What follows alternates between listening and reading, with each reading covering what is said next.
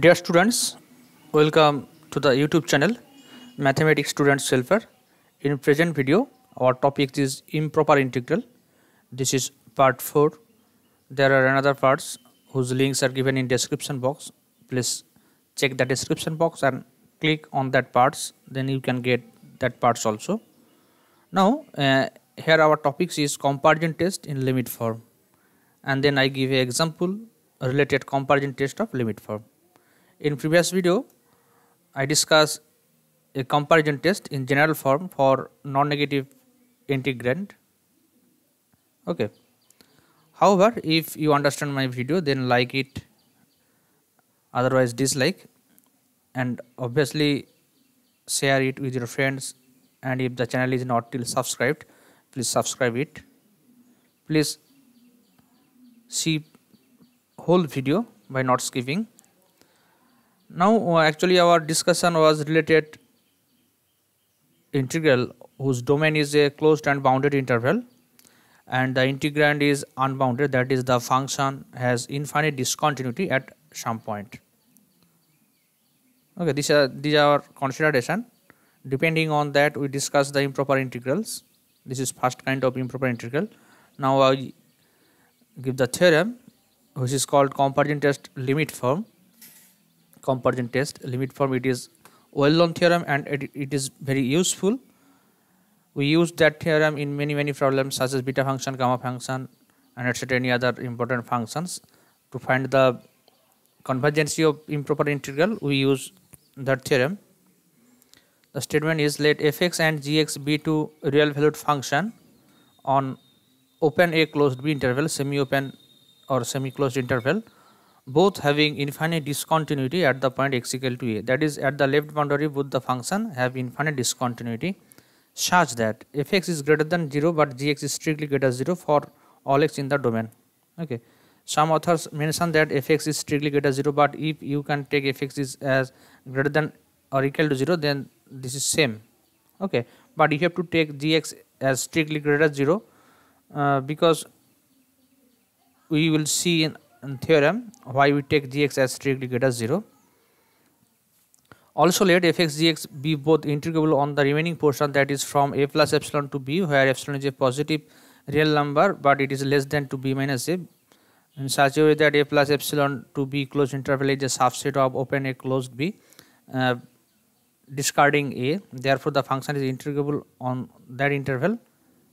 Okay, so limit form comparison test says that if limit fx by gx equal to L, where L is non-zero real number, then both of the improper integrals a to b fx dx and a to b gx dx are convergent or diverge together. Okay, in previous theorem, that is previous video, we see that in a comparison test this was not both, that is there if fx less than gx, then gx, if gx convergent, then fx will be convergent, and if fx divergent, then gx integration of gx will be divergent. But when gx is divergent, that is where gx was greater than to fx, when gx is divergent, then we cannot conclude about the divergency or convergency of fx. And similarly, when the smaller function, that is when fx is convergent, we cannot conclude about the convergency of gx. But here we can conclude both of the integrals. Okay, however, if L equal to 0, then there is direct no conclusion from comparison test in limit form, but we conclude some cases later after proving that theorem. And if L is equal to infinity, that is if the limit tends to infinite as x tends to a plus, then we also can conclude some things. Now here actually we assume that L is finite real number and non-zero, then fx and both x are both converge or diverge together. Now I will go in proof. Since fx greater than or equal to 0, gx is strictly greater than 0 for all x belongs to open a closed b, fx by gx must be greater or equal to 0, and therefore limit must be greater or equal to 0, because you know that every non-negative function, the limit, if the limit exists, then it will be also non-negative, that is greater than or equal to 0. Actually in the statement of the theorem, I mentioned that gx is strictly greater than 0, because if gx is greater than 0, then this does not exist. Okay, so here fx is greater than or equal to 0 and gx is strictly greater than 0. Okay, So here L is either greater than 0 or L is equal to 0. But in the question given that L is a non-zero real number, therefore we get L is strictly greater than 0. Let delta be a positive such that L minus delta greater than 0. Actually, you see that L is greater than 0. So there are at least one element between 0 and L. Here 0 and there is suppose L. So middle portion in somewhere there is L minus epsilon. So you have to subtract delta from L in such a way that L minus delta is positive. You can find such a delta. Okay. However, we choose a positive delta such that L minus delta is greater than 0. Now from the definition of limit, we can conclude that for that delta greater 0, since limit extends to a plus fx by gx equal to a, then for the above delta there exists a delta 1 such that fx by gx lies between L minus delta to L plus delta for all x belongs to domain satisfying that a less than x less than a plus delta 1.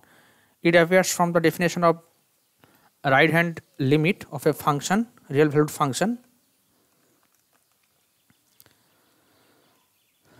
Okay, but here we consider C as a real number such that C is minimum to B to A plus delta. Actually, you see that here x starts from A but excluding A and ends at B including B, and here x ends before A plus delta 1. Okay, so there are two cases I discuss later. However, if C is minimum of that, then that relation holds in open A closed open A closed C, because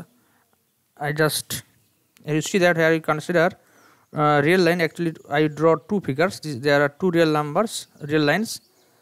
Suppose this green point is A point and this is B point. So f is integrable except x equal to s. So you have to exclude from the domain. Now suppose this green, this pink ball is A plus delta 1. Actually here A plus delta 1 is either less than B or greater than B, or it may be equal to B also. So here A plus delta 1 is right hand side is A plus delta 1. Here A plus delta 1. Both of the cases may hold. Okay. If suppose x belongs to that, here this is you show that a ring which moves, okay, cuts it. Suppose this is a point x. So you see that here x is greater than A plus delta 1, but this is less than x plus less than B.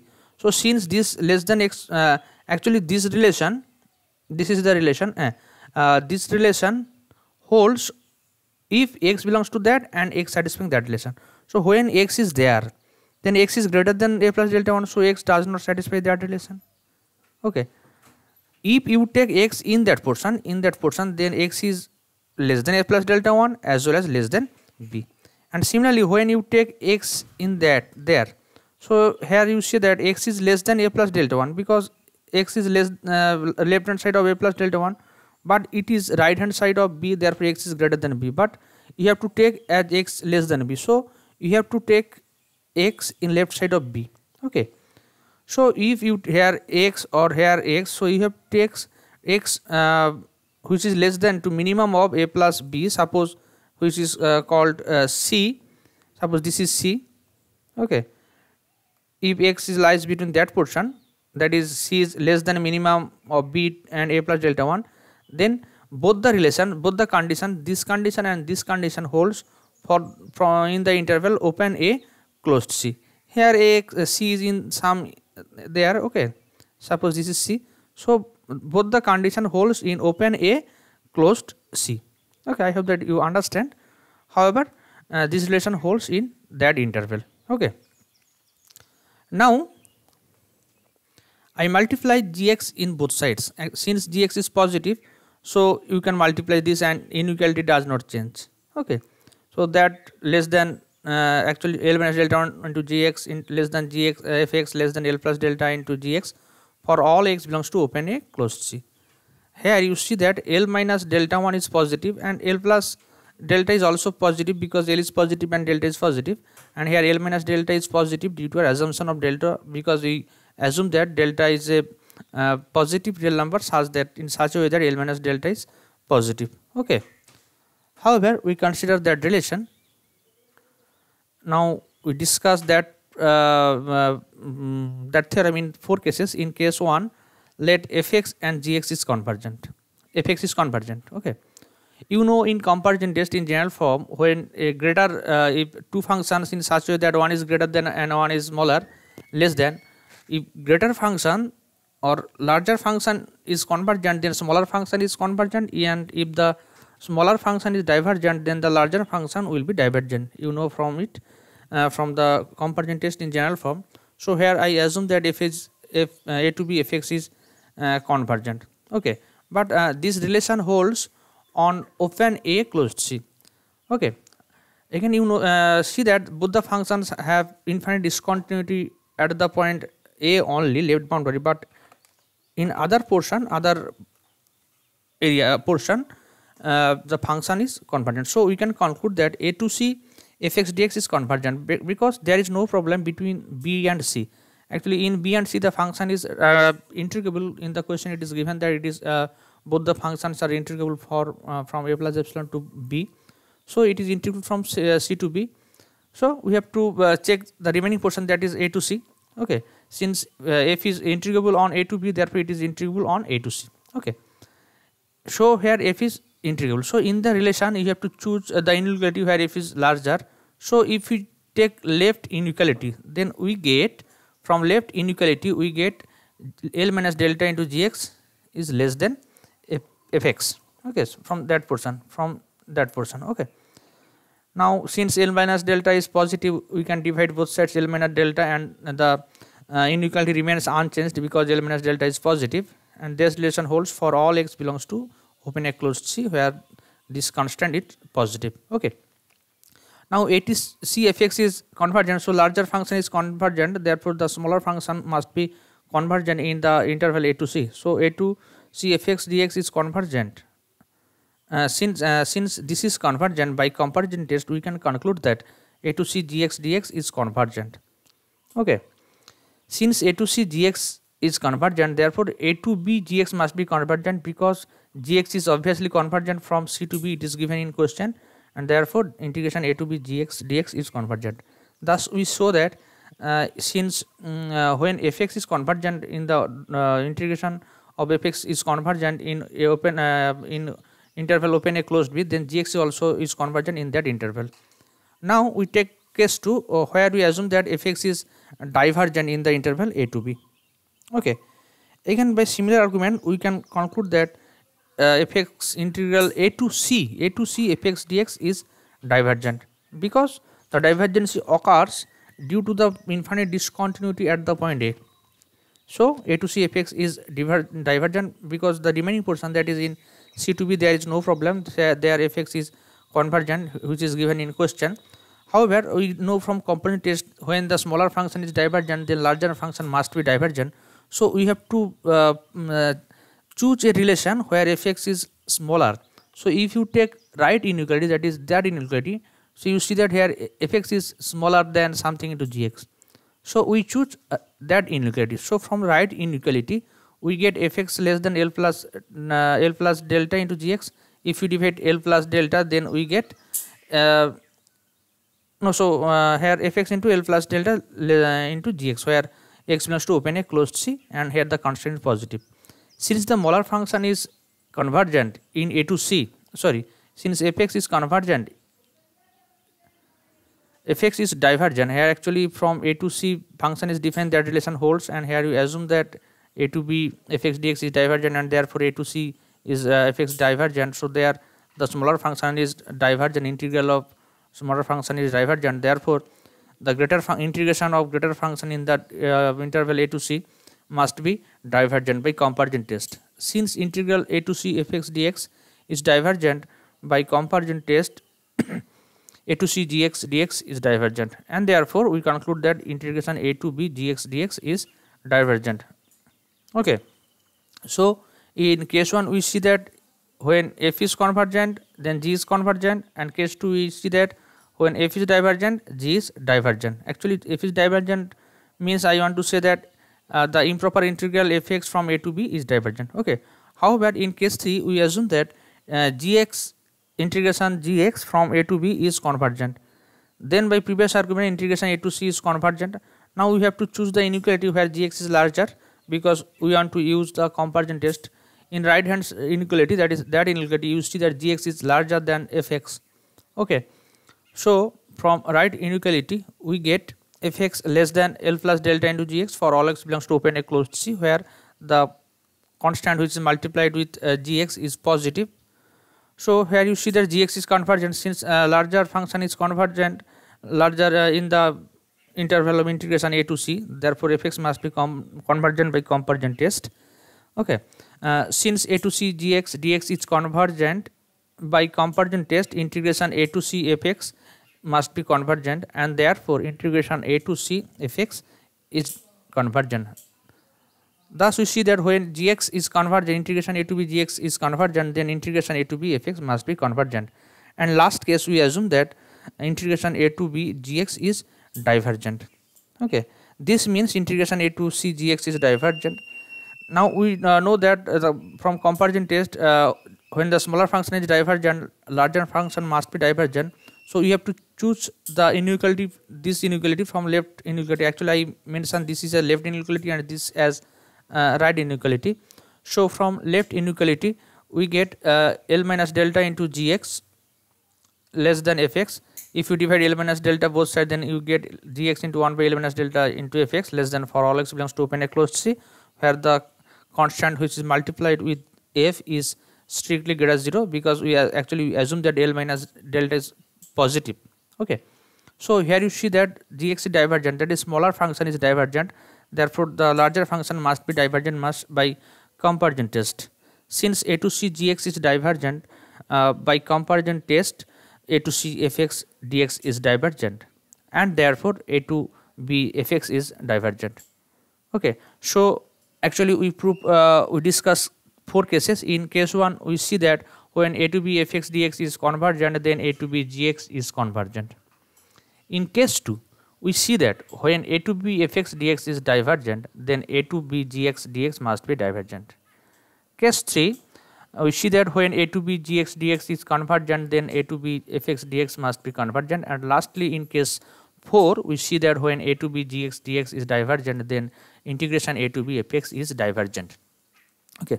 Thus you see that when fx is convergent, then gx is convergent. When gx is convergent, fx is also convergent. Again, when fx is divergent, gx is divergent, and when gx is divergent, fx is divergent. So fx and both gx both converge or diverge together. Gx converge or diverge together. Okay. Hence the comparison test of limit form is proved.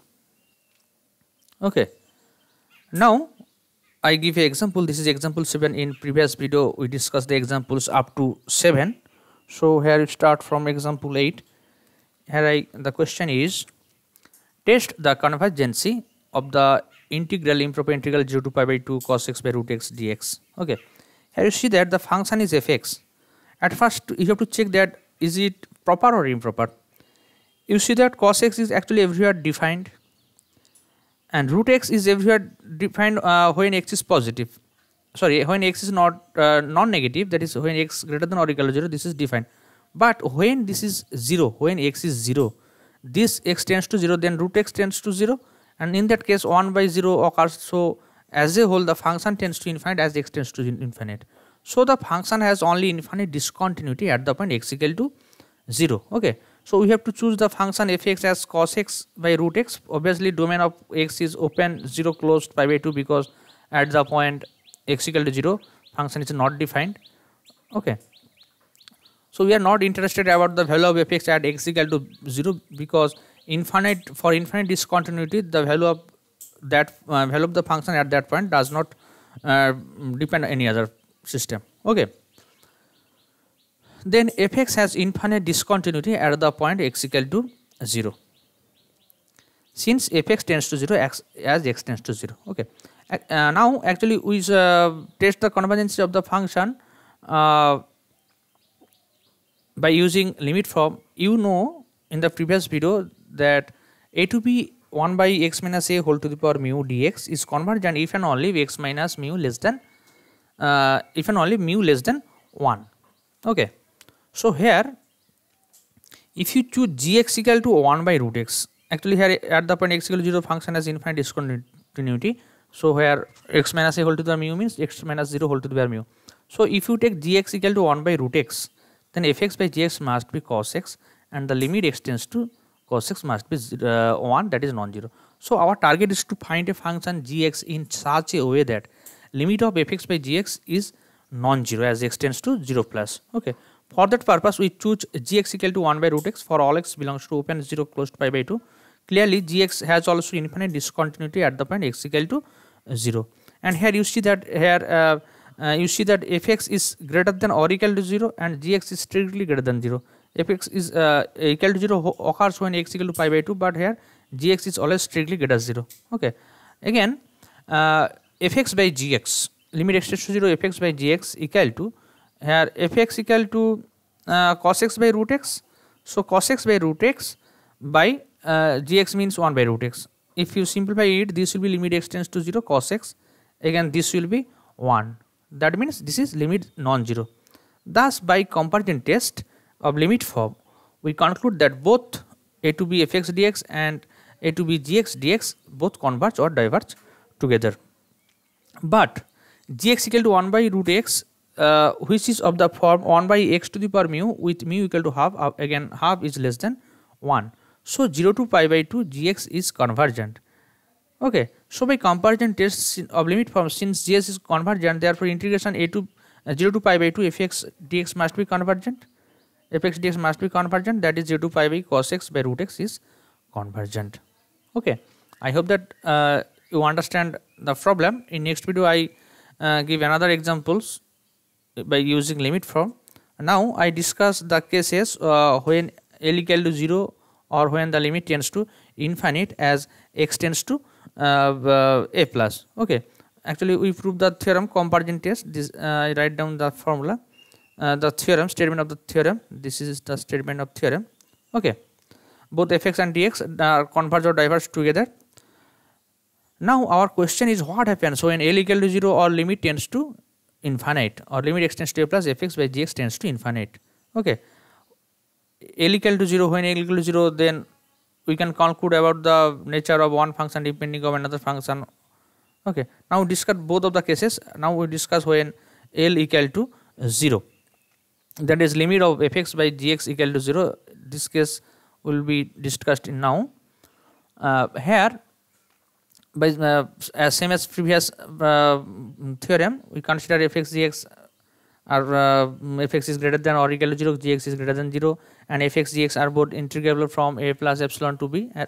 All r remains unchanged, only L is 0. Since x tends to a plus fx by gx equal to L, which is 0, let delta greater than 0. Then by definition of a right hand limit of a function, since limit extends to a plus fx by gx equal to 0, for the above delta greater 0 there exists a delta 1 such that, positive delta 1 such that fx by gx lies between 0 minus delta to 0 plus delta for all x belongs to open a closed b satisfying that relation. This definition from right hand limit of a function. Okay. Let C be a real number such that C lies between a and minimum to b and a plus delta 1. Actually I discussed in previous theorem, so here I not go in details. So that relation holds when x belongs to open a closed C. From right hand inequality we get, actually we consider only right hand inequality because here actually fx equal to delta into gx where delta is positive. Here actually consider right hand inequality because this is obvious, this portion is obvious because fx by gx greater than or equal to 0, this is non-negative quantity and this is negative quantity. So negative quantity must be less than non-negative quantity, so we cannot assume that portion. Okay. This is first logic, and second logic is that if you consider that relation, then fx must be greater than minus delta into gx. Here the constant minus delta is negative, so we cannot use comparison test on that portion. Okay. There are these are two logics for not taking that relation, so here we take that relation. Okay. However, we use a comparison test on that relation. Here you see that here gx is larger and fx is smaller, and both are non-negative in that interval. So in that interval, if gx is convergent, then fx must be convergent, and if the improper integral a to c fx dx is divergent, then gx must be divergent from comparison test. Okay. So in case 1, we assume that a to b gx dx is convergent. That means integration a to c gx dx must be convergent. So if we use comparison test in that relation, then we get a to c fx dx must be convergent. By comparison test, a to c fx dx is convergent, and therefore a to b fx dx is convergent. Okay. So in limit form, when limit 0, then if denominator is convergent, then numerator must be convergent. And case 2, we take the numerator as divergent, that is the smaller function. Here if you see that relation, then you see that fx is smaller function. So it takes smaller function, the corresponding improper integral is divergent. So integral a to c fx dx must be divergent. Okay. So since it is a smaller function, by comparison test gx must be divergent on the interval a to c. So by comparison test, a to c gx dx is divergent, and therefore a to b gx dx is divergent. Okay. Thus when limit fx by gx equal to 0, then gx is convergent implies that fx is convergent, and improper integral fx is divergent implies that improper integral gx is divergent. Okay. Now I say a ticks to remember that. Just see that limit of that portion is 0. This occurs when the numerator is larger and larger and denominator is smaller and smaller. Sorry. Actually this is 0, so you can small number if numerator is greater than numerator is smaller and denominator is greater. Okay. Suppose 1 by 2, 1 by 10, 1 by 100, 1 by 1000. If you take denominator increase and numerator decrease, then this value gradually tends to 0.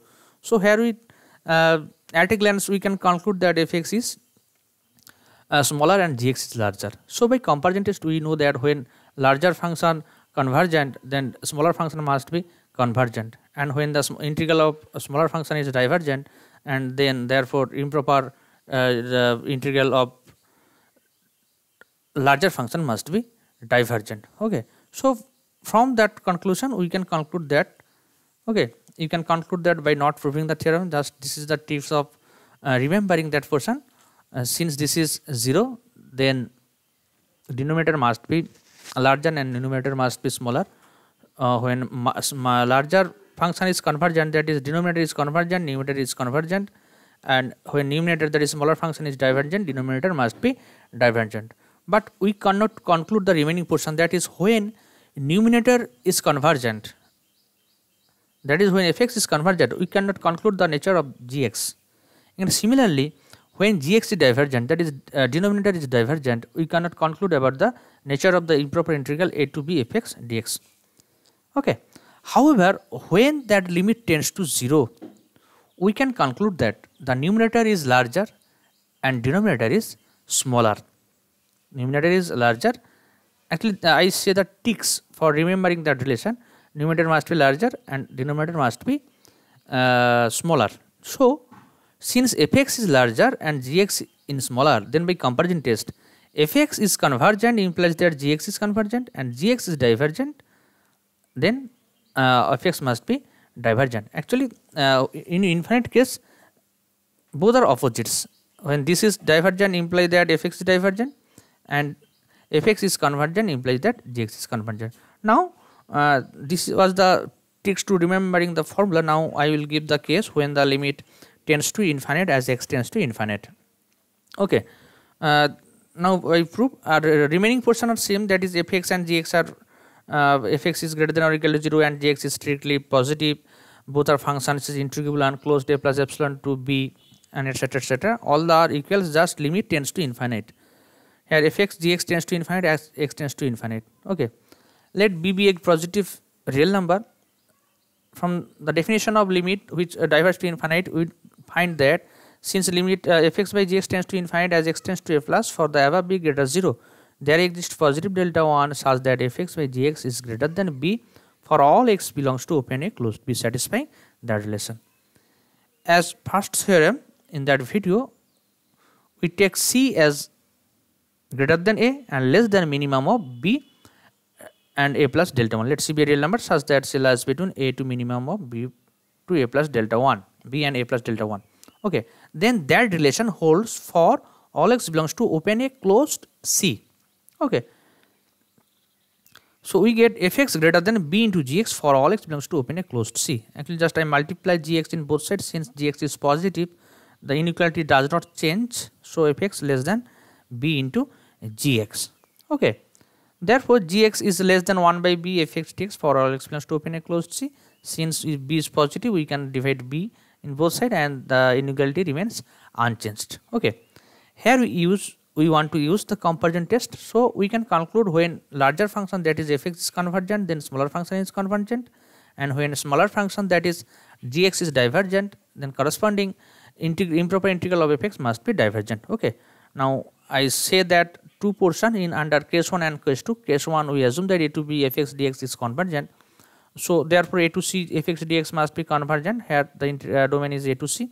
So if you use the comparison test, then smaller function that is gx must be convergent in the interval a to c. By comparison test, we can conclude that a to c gx dx is convergent, and therefore a to b gx dx is convergent. So when fx is convergent on the interval a to b, then the improper integral a to b gx dx is convergent. In case 2, we assume that integration a to b is dx is divergent, that is the smaller function integral of smaller function in the interval a to b is divergent. So since divergence occurs due to the point only infinite discontinuity at the point x only, so integration a to c gx must be divergent. So you see that here gx is smaller function, so if I use the comparison test, then we can conclude that integral a to c fx dx must be divergent. Okay, this occurs by comparison test. A to c fx dx is divergent, and therefore a to b fx dx is divergent. Thus we see that when the limit tends to infinite as x tends to a plus, then fx is convergent implies that gx is convergent, and improper integral gx divergent implies that improper integral a to b fx dx is also divergent. Thus thus you see that since this tends to infinite, you can conclude that fx is larger but gx is smaller. So by comparison test, fx is convergent, then gx must be convergent, and when the smaller function that is gx is divergent, so fx is divergent. This is actually tricks to remembering the formula, and these are the general way to prove the theorem. Okay, I hope that you understand that video. If any question, please comment, or you can mail me also. The mail ID is given in description box. Please see the other video. Okay, anyway, thank you, have a good day.